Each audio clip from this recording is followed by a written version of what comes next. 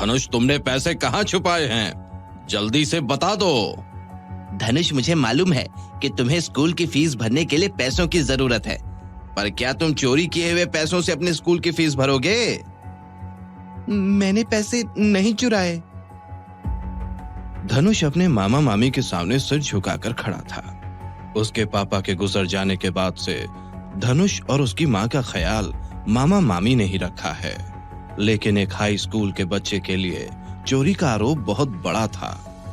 अपने बेटे को जलील होता देख तभी आरती वहां आ पहुंची। आप दोनों ने धनुष को अपनी आंखों के सामने बड़ा होते देखा है। ये बचपन से ही बहुत ईमानदार रहा है और मेरा धनुष तो कभी झूठ भी नहीं बोलता। अगर ये कह रहा है कि उसने वो 3,000 रुपए नहीं लिए तो सचमुच ये उन रुपयों के बारे में कुछ नहीं जानता।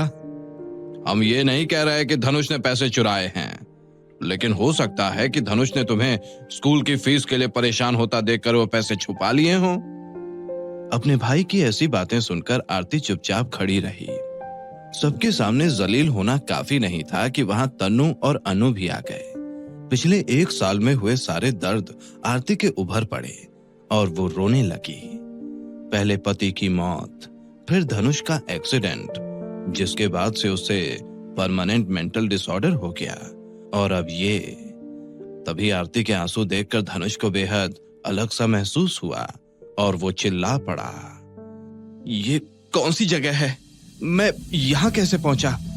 मैं उस तूफान से बाहर निकलने में असफल रहा हूँ, तो मैं जिंदा कैसे बच गया?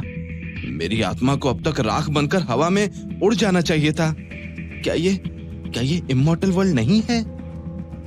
आखिर किस इमॉर्टल वर्ल्ड और तूफान की बात कर रहा है धनुष? अचानक ऐसा क्या हुआ कि धनुष ऐसी बातें करने लगा? कहीं ये डिसऑर्डर की वजह से तो नहीं? क्या सच में धनुष ने पैसे चुराए थे, या फिर थी मामा मामी की ये कोई चाल? क्या धनुष अपनी माँ के साथ हुए अन्याय का बदला ले पाएगा? पर कैसे?